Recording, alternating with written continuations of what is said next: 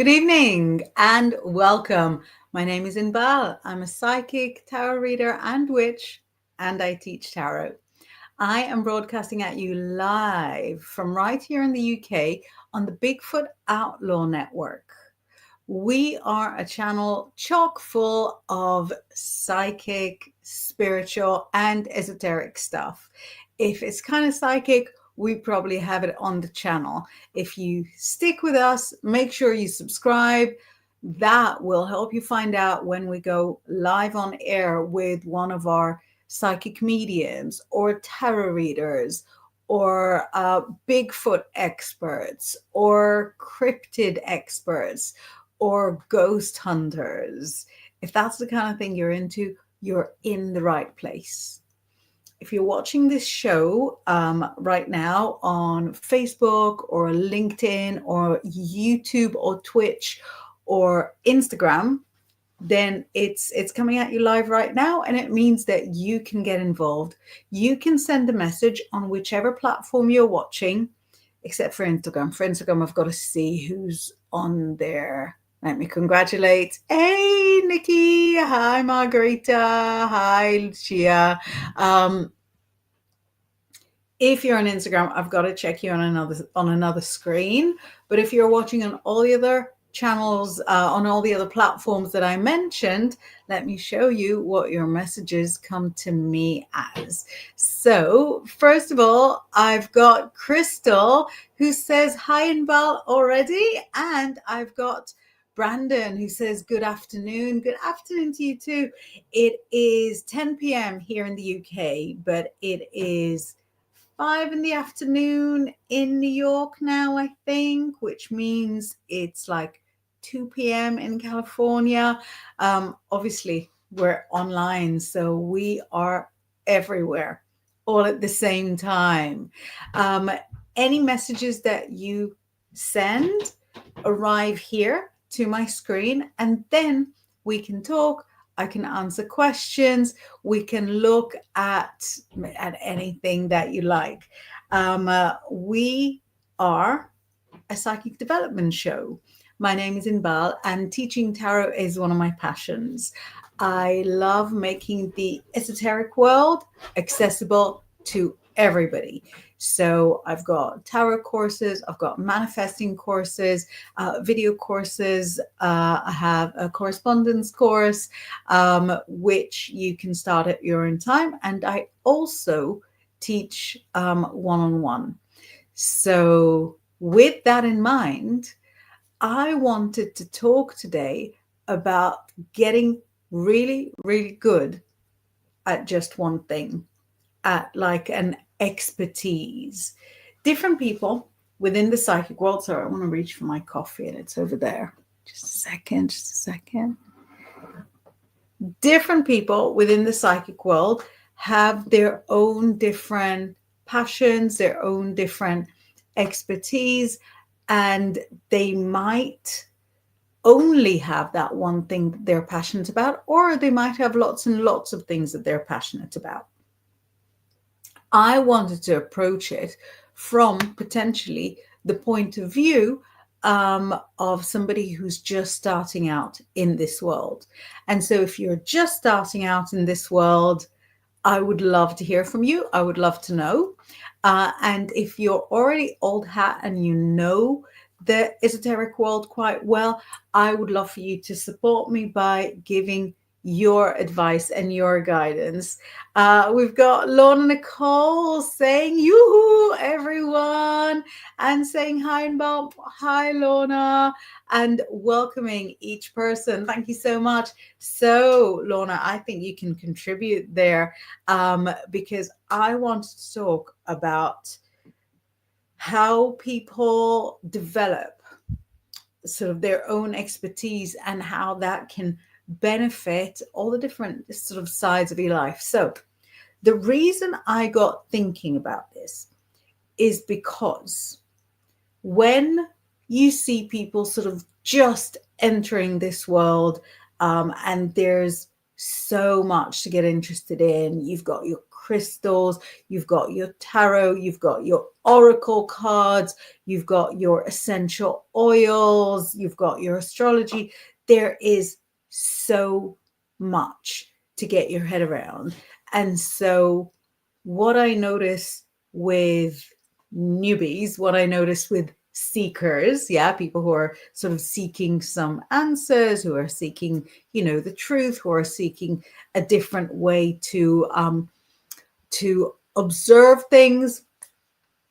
With new seekers, they try to get on top of everything at once. And what that creates is chaos. And I say that as somebody who loves chaos, where they'll get into the tarot, but they won't be really, really good at it. They won't really invest. They won't really apply themselves. They won't really sort of spend the hours and hours and hours that you need to get close to them. They might get into crystals and have a bit of an understanding of like what their favorite crystal is, and they'll have, potentially even loads of them and wear sort of multiples at the same time, but they might not understand how the different crystals interact with each other, or what influence each crystal has on their own energy, on their own vibration, on their own star sign. And so when complete newbies sort of come in, they'll take on everything all at once. And that is too much. That is too much for anybody. But then you get to the stage where you do find out what it is that really makes you excited. And what I was thinking is that it's really important to then home in on one specific discipline. And so if what sort of gets you really excited, hi Michelle, if what gets you really excited is astrology, spend a few years on it.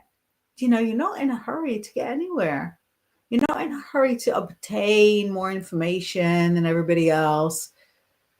Sit with the astrology. Get yourself an astrology pack or an app that works really well with your energies, and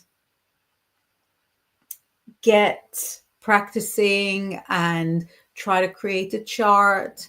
Take some free courses. There's so much that you can learn from free courses, and start doing some astrology readings for your friends, or following like the different ways that the planets influence your life and other people's lives. If it's astrology, go all in. If it's tarot, don't even. If it's tarot, go right into it. I love the tarot so much. I feel like it's such a straightforward, such a self-explanatory way to do a reading. And the tarot has kind of the added advantage that within it you have a lot of references to astrology, a lot of references to color therapy. You will kind of learn numerology as a part of it. Go all in. Now, stage 1 was doing too much. Stage 2 was going all in. Do you want to guess what I think stage 3 is? Stage 3 is expanding again.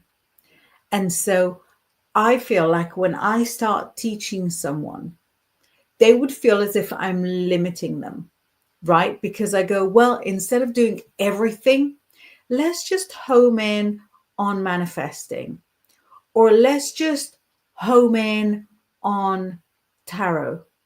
And it sounds limiting. And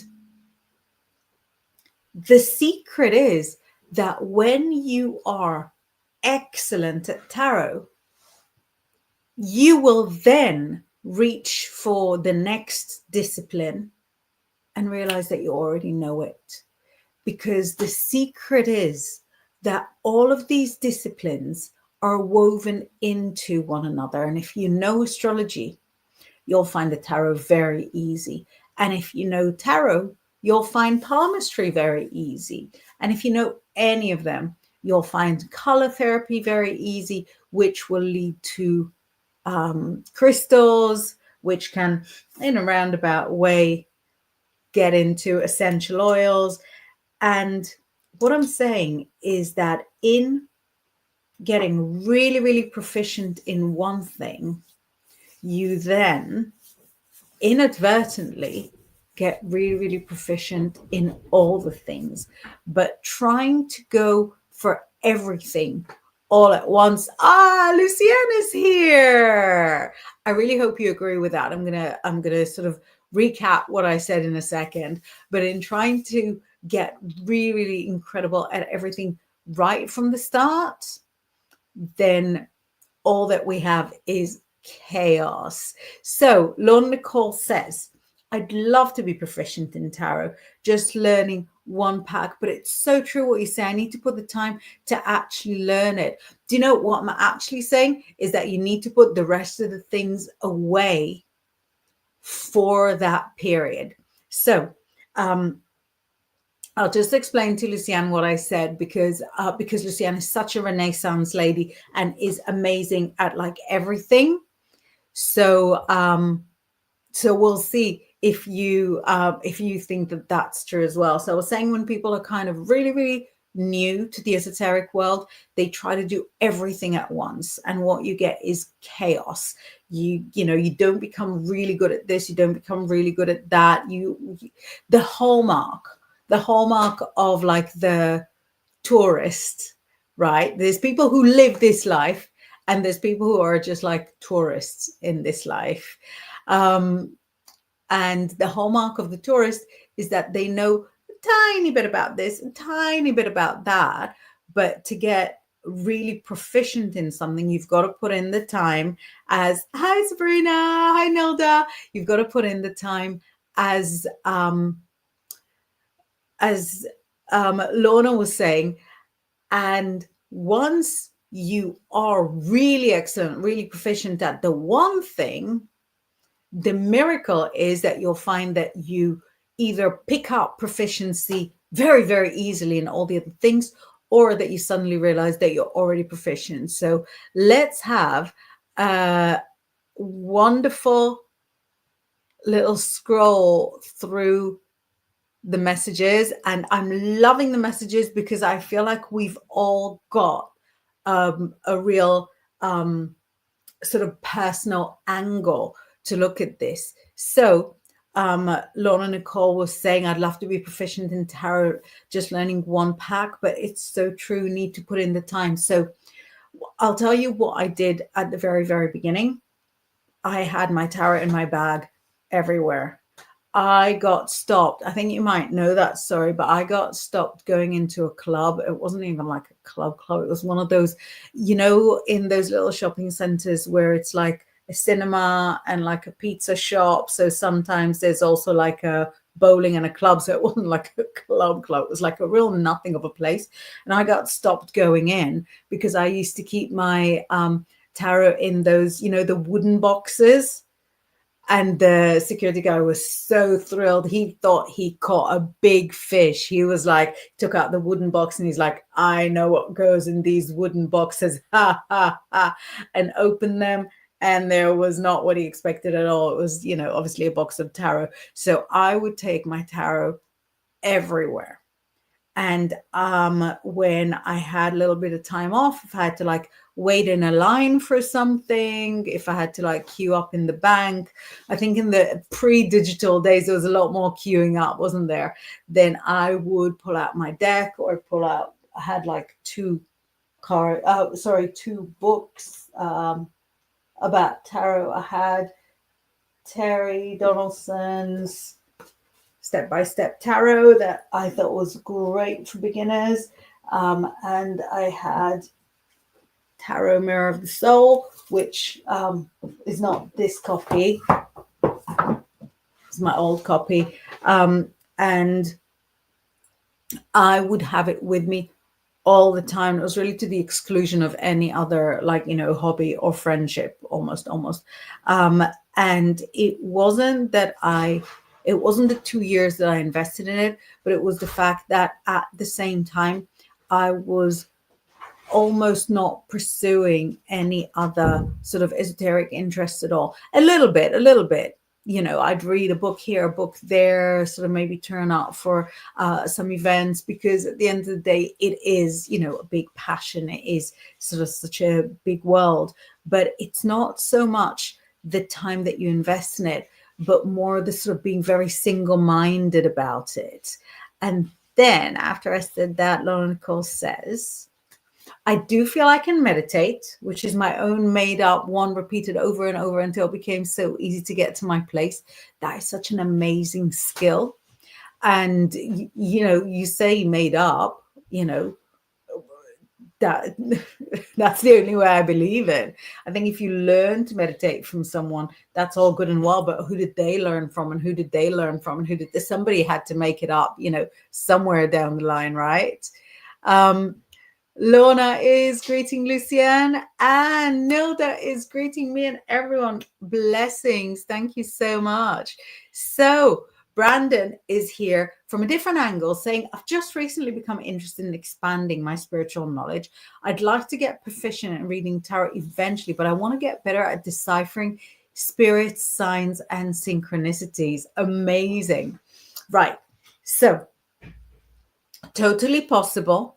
As long as that is your focus, totally possible. I will say that as you're trying to decipher it, you probably want to have a slightly broader knowledge of at least kind of signs and symbols, so that you know what you're seeing when you're seeing it. Now, I'll preface that by saying that none of us know immediately what we're seeing when we're seeing, and when I sort of get a message, I may have to walk around with it, you know, for days going, what was that? What was that? What was that?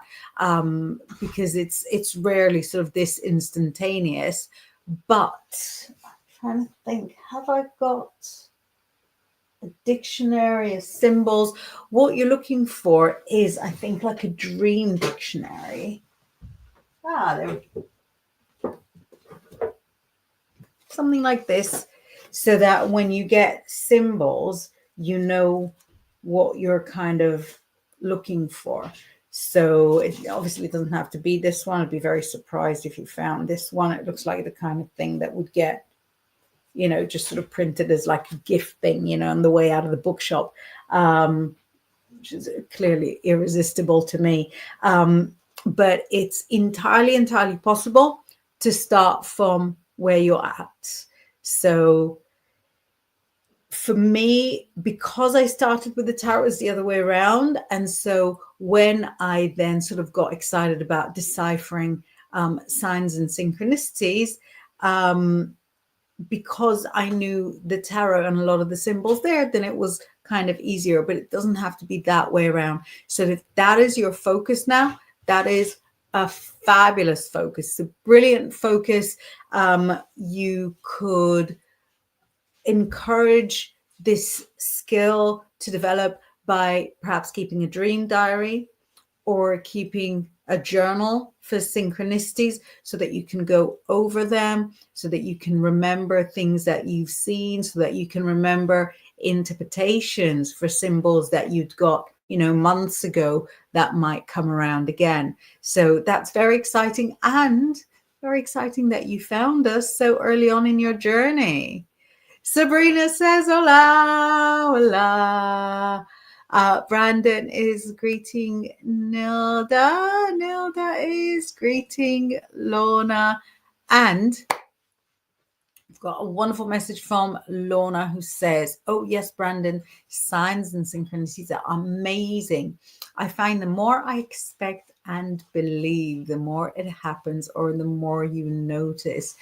I think that's so true. So I was doing a course. It was a parenting course. It wasn't even to do with that. But I was doing a course a few years ago, and the person running the course was using some example, and he said there's like a name for it, for when you suddenly notice things that are important to you. He said that when, for example, you've decided you're going to get a new car, and you decide that car is going to be a specific brand or a specific make or a specific model, And then all of a sudden, as you're sort of walking in the road, you suddenly notice that make, that model much, much more often. There's some kind of name for it, some kind of syndrome, some kind of system. But it apparently is a thing. So when you, sorry.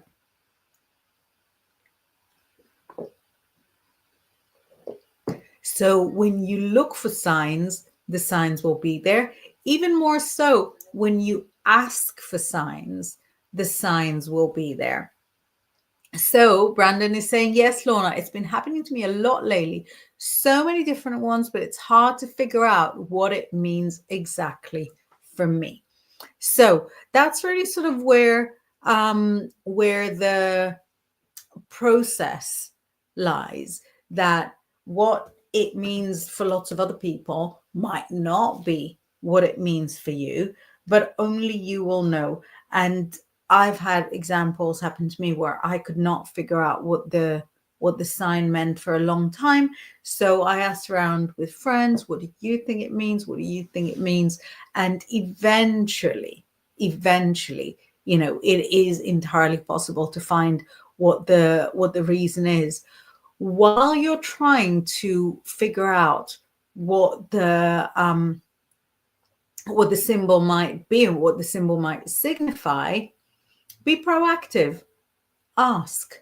Now, when you ask sort of the universe, the angels, the gods and goddesses for symbols, you need to know who you're talking to. You know, in your mind's eye, we're all part of the one, and all divinity is part of one divinity, and so on. So if you view your conversation partner as, say, the universe, then say, you know, please, universe, help me get easier symbols, or help me figure out what those signs mean. If it is angels that you're communicating with, there's a big surge in communicating with archangels, also very, very cool. It can be a specific god or specific goddess, somebody that you relate to. It can be your higher self. But state the name, you know, or job description of the entity that you're communicating with, and ask, you know, petition them, beseech them to give you clues about sort of what those signs are. I love that you sort of started from something so kind of open-ended, because anything can happen then. Roger Blair says, howdy, Inbaal, Lorna, and everyone. Hi, Roger. Great to have you here with us. Space Wagon says, hi, all, and some high fives. Lucianne is greeting. Lorna is greeting. Crystal says, hello, Inbaal. Hello, everyone. Blessed day and happy fall equinox. Yeah, it's been a very exciting few days. Colleen says, hello all, I'm in listen mode as I search for a missing kitty. Oh, I send a lot of love and energy that your kitty finds its way to you and that you find its way to it. Lucianne very helpfully says, with signs and synchronicities, I get a physical sensation when I know for sure that it's a message from spirit, source, or the goddess. Would you share with us what the physical sensation is? That way we can all learn together.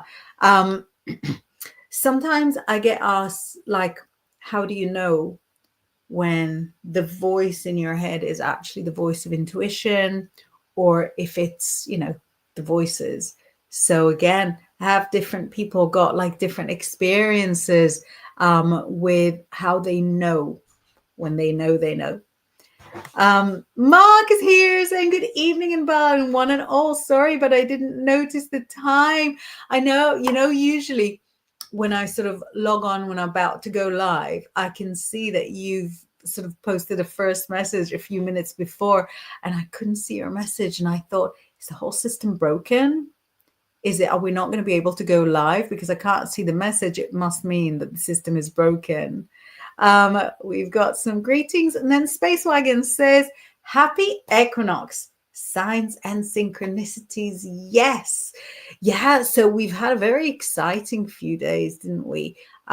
So on Sunday, we had the autumn equinox.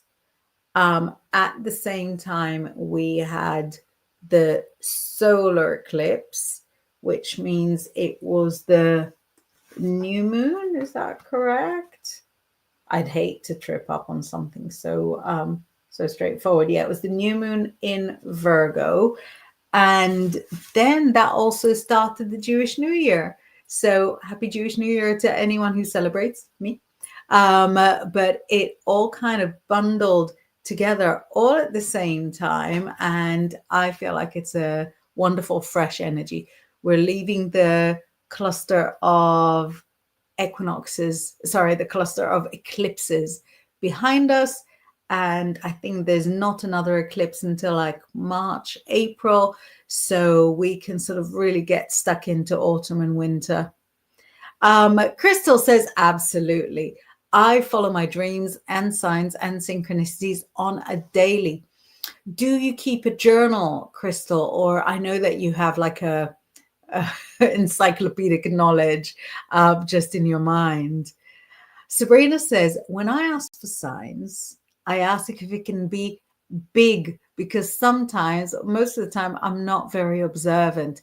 I think that's the case for a lot of us, that, there'll be a sign and you kind of think, wasn't it? And then it'll happen again and you'll be like, oh yeah, so that probably was a sign. But still not be like, sure, that's the case for me. And then it might happen like a third time and I'm like, okay, that's definitely a sign. Like it wouldn't just accidentally happen twice, 3 times. We've got a message from Lucianne saying, and to not overthink what a sign means. First response is good to trust. Very, very true. Very true. Because sometimes the sign will be just a word. And sometimes the sign will be a color. I had the very uncomfortable signs of animals who were not alive anymore by the side of the road. And I was like, why does this keep happening? And, there was a reason. There's always a reason. We've got greetings. Lorna is saying, hi, Colleen. Find Kitty, sending good energy for Kitty. Crystal says, please check the local post office or a place where mail is taken or dispersed. I believe your kitty is within that vicinity. I pray your baby comes home. Wonderful. So if you're still looking for Kitty, see if there's a mailbox or anything that is used for post. Lorna says, laws, Mark. I was waiting for 9 p.m. No idea why. No idea why. No. Lucianne says, the sign that you're getting a sign, the physical manifestation of getting a sign says, like a ripple of electricity through me, usually from my center upwards, kind of fizzy. I love that. Sabrina says, see, on Sunday, we did have a wonderful pile up on Sunday. Pile up of astrological phenomenon. I've got Mark's message that says, I had an incident where I used to live years ago. I had a horrible feeling in my stomach, like I shouldn't go down the alleyway. It turns out an 18-year-old lad was stabbed moments. I remember that, don't I? Yeah. Lorna says, what is the name of the autumn solstice? I read it somewhere, but I can't remember. People call it Mabon now. It doesn't really work. Over the last maybe 10 years or so, there's been like a fashion of giving the equinoxes and the solstices names so that they would look cooler. I don't know. On the Wheel of the Year, you've got your autumn equinox, spring equinox, summer solstice, winter solstice, and then you've got the sort of the big festivals. So you've got Imbolc, Beltane, Lughnasadh, and Samhain.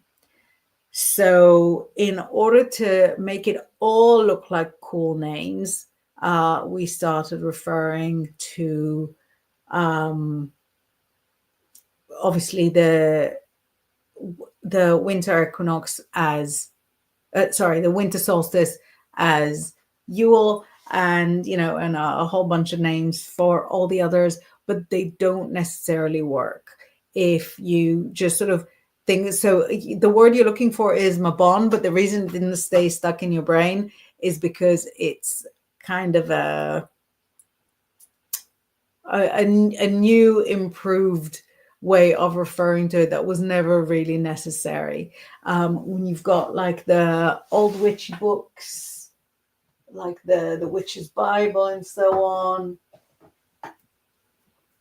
I believe it'd be really embarrassing if that's not the case. But in the Witch's Bible, we have the there we go. We've got the Sabbats, and they're listed as Imbolc, 2nd of February, spring equinox, 21st of March. Oh, I don't know why that got so dark all of a sudden. There we go. Beltane, in a really funky spelling, 30th of April, Midsummer, 22nd of June, Lughnasadh, 31st of July, Autumn Equinox, 21st September, Samhain, 31st October, and I suppose Yule, 22nd of December. But that's how you see it in like older books. Not even like ancient, is it?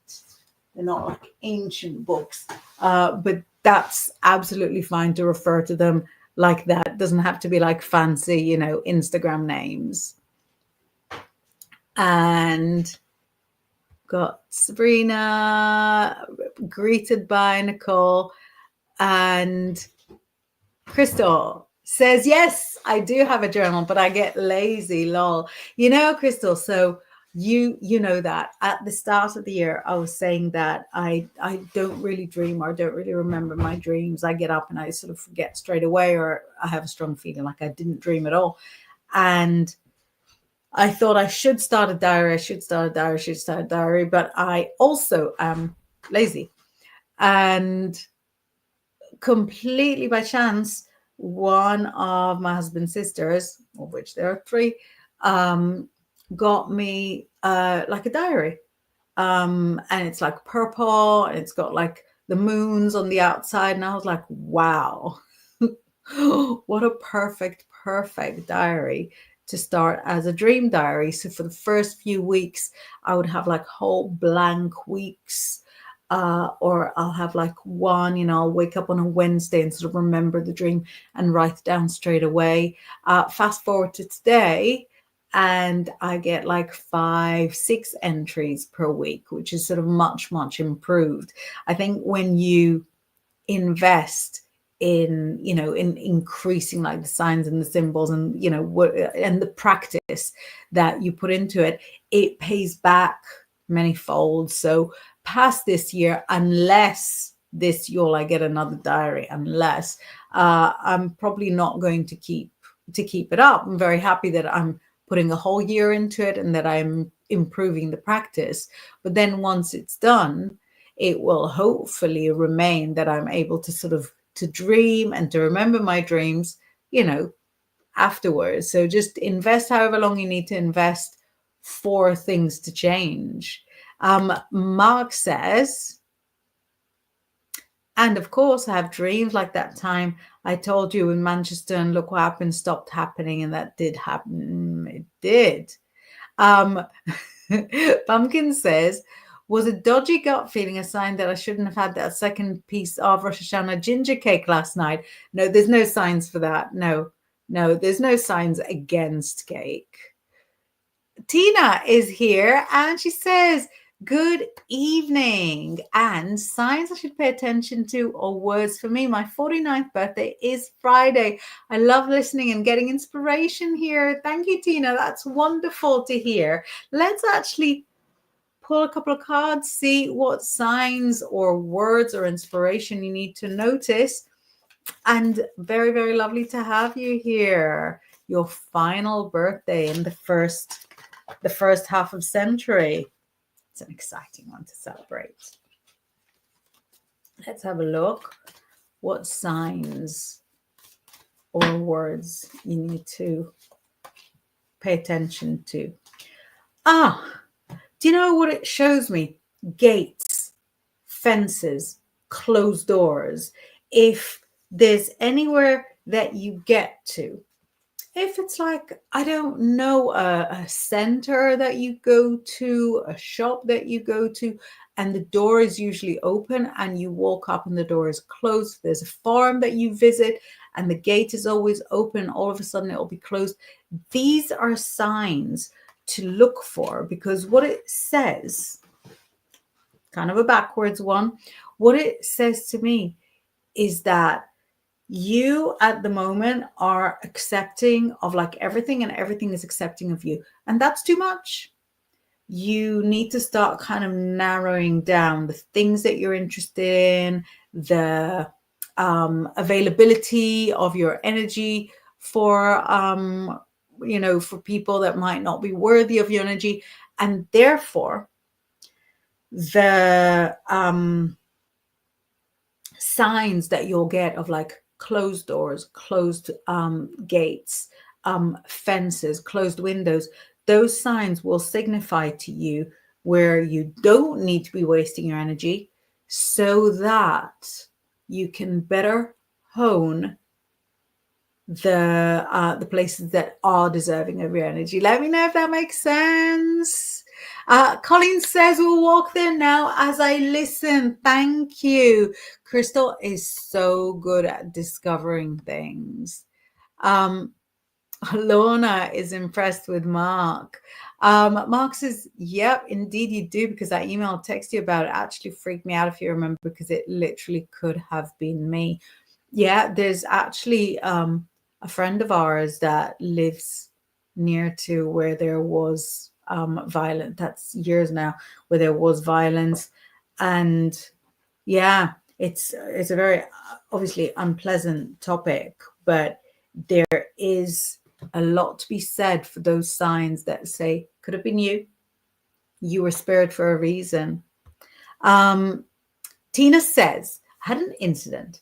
Was going for a long bike ride that I always did on Saturday morning.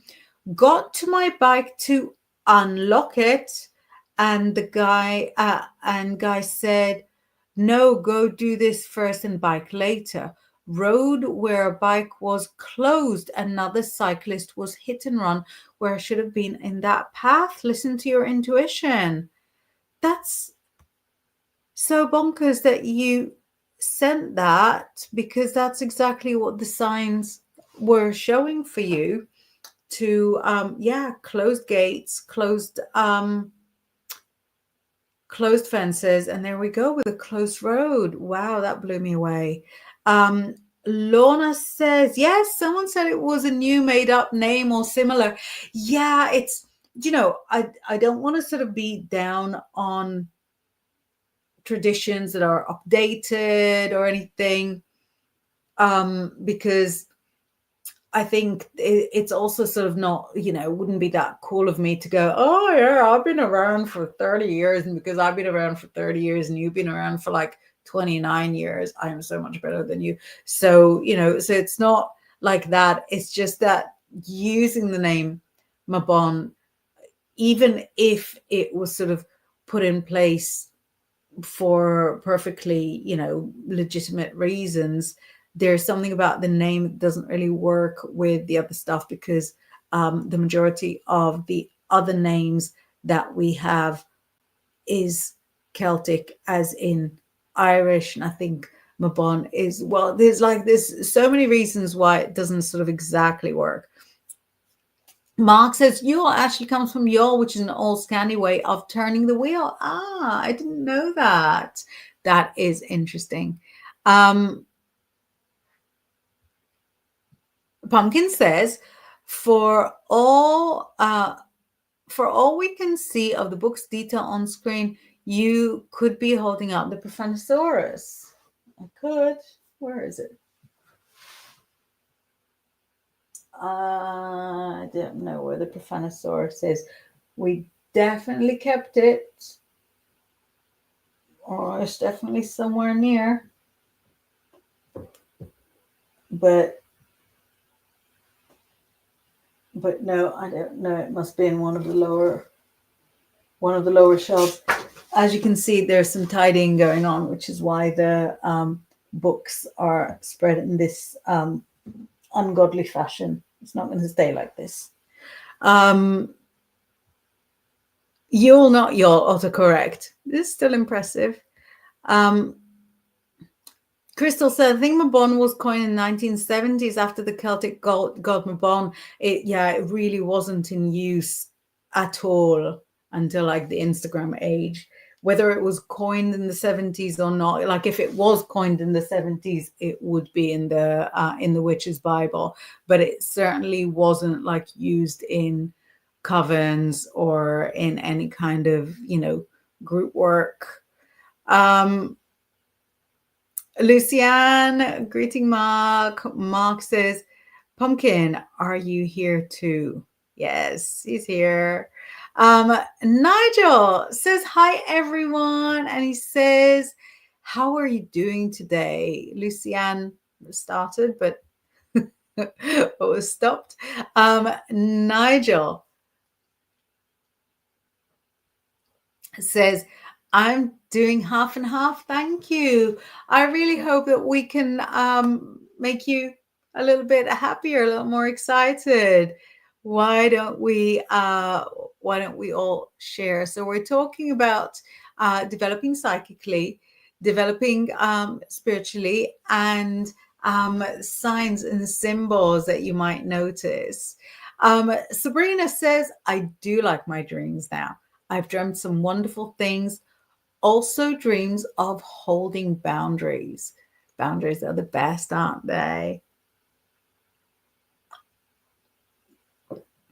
I've not had sort of particularly meaningful or prophetic dreams, but at the moment, I'm just sort of really relishing the fact that I get them at all. Lorna is saying happy birthday for Friday to Tina, and Luciane is saying happy birthday to Tina. Luciane says, a card pull would be lovely if possible. Super possible, even probable. Let's have a look at a few cards for Luciane to see how things are going for you. Ooh, ooh, ooh, ooh. Right, you have very, very cute cards. It's showing a lot of love coming in.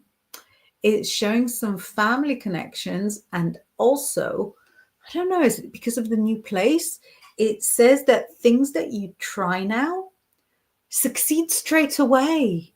So, you can get the business going more, because it shows that thanks to the love that you've got flowing freely around you, and thanks to the family that you have, maybe closer or maybe just sort of feeling closer, in your heart, you can now open your eye and see success. Open your eye and decide on success.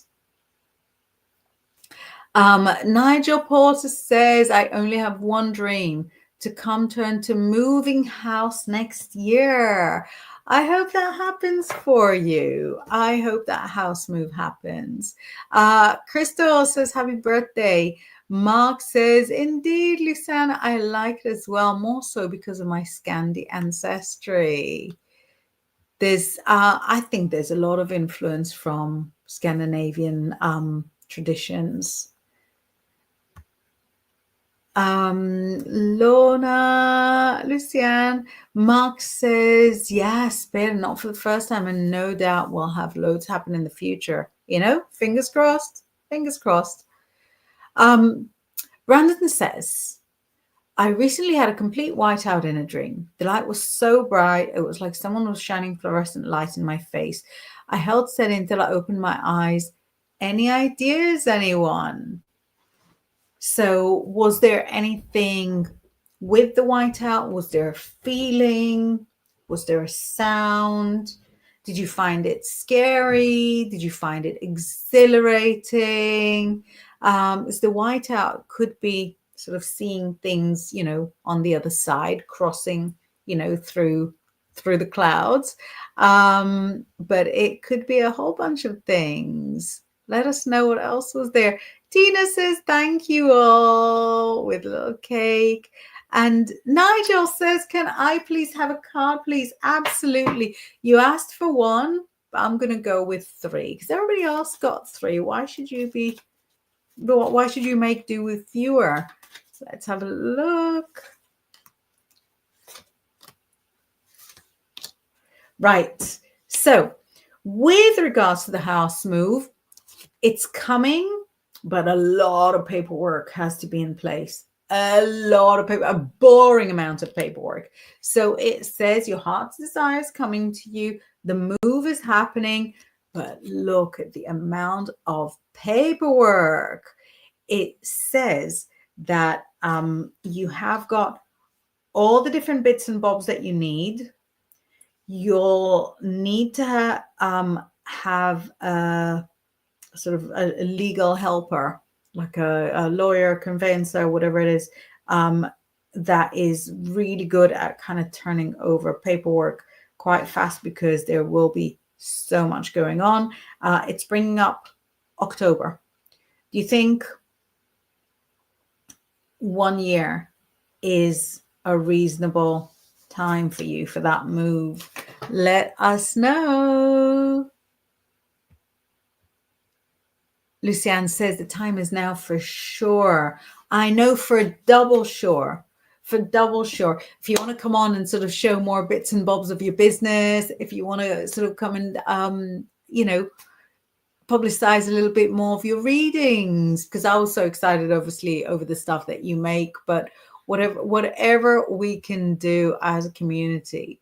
Mark says, do you know something that's interesting nowadays for me? You've known me since I was 23, and now I don't really have any real dreams anymore. I have sleep dreams, but other bits.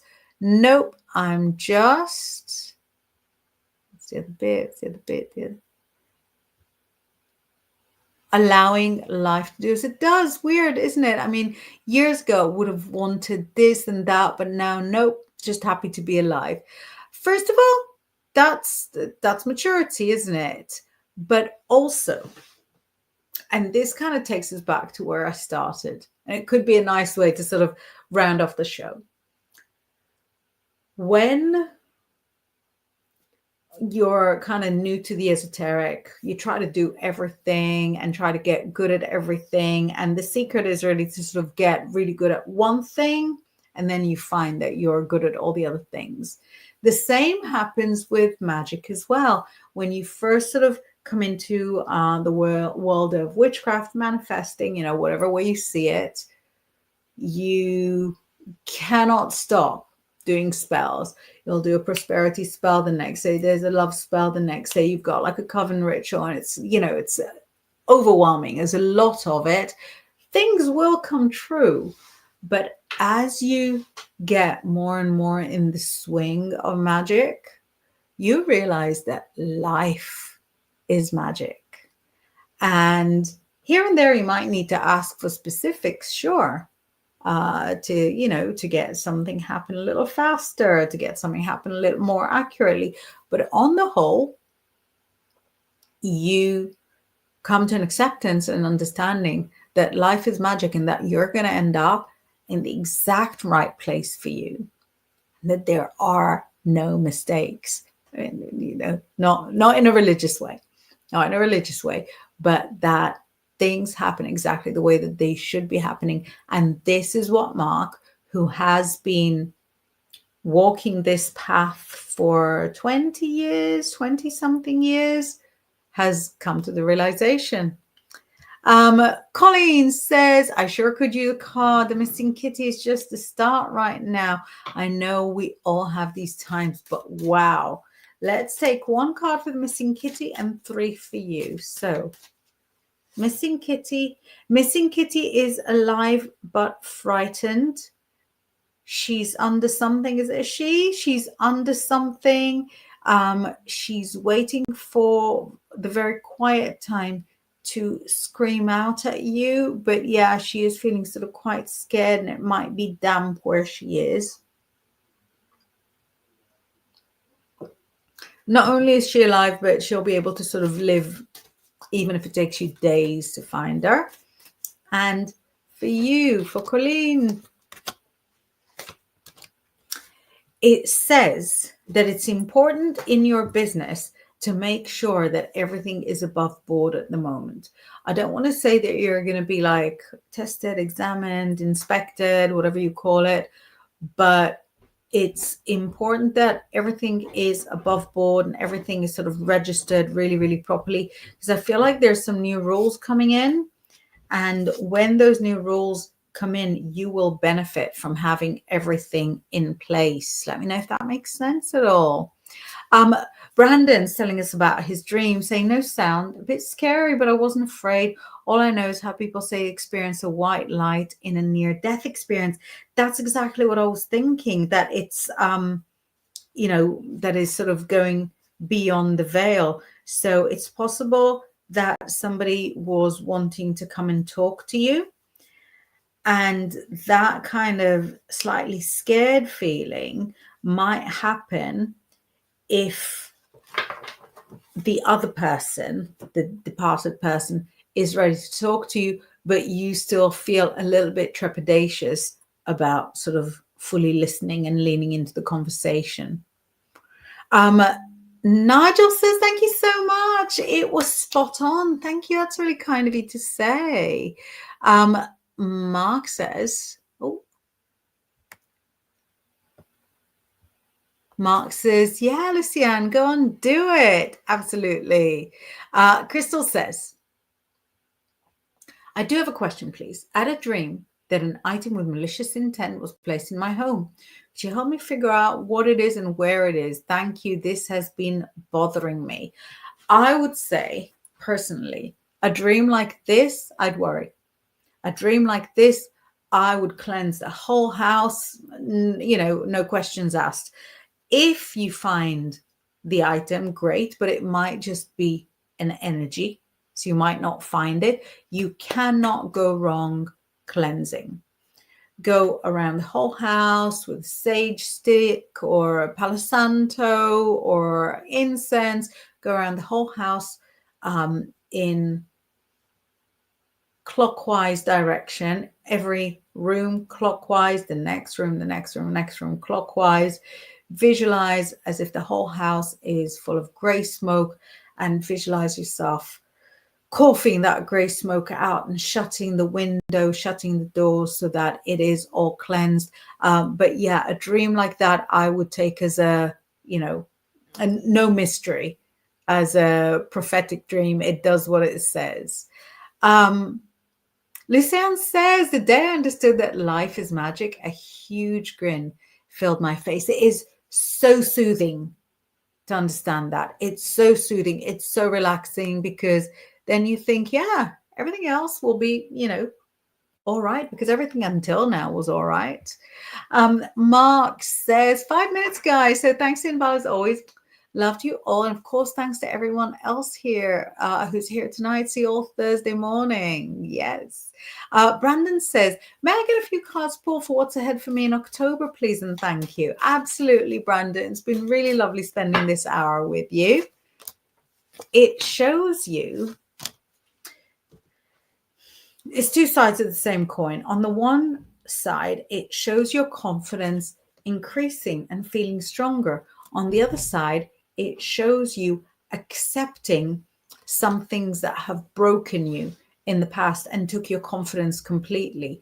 And they're two sides of the same coin, because once you know where you feel really confident and which things have had the opportunity to bring you to your knees, then you have true strength. So in October, you'll have plenty of things to congratulate yourself about, but you'll also come face to face either with someone who dumped you or with a work situation where they weren't attentive to you. So you'll have to face some of your insecurities. Do it because you'll come out of it the stronger person. And Luciane says, lovely to spend time with you all again. And Mark says, send a little early. Summer Solstice 2000 started the Wiccan path. Took breaks because of Death's Door battle. Now back at it.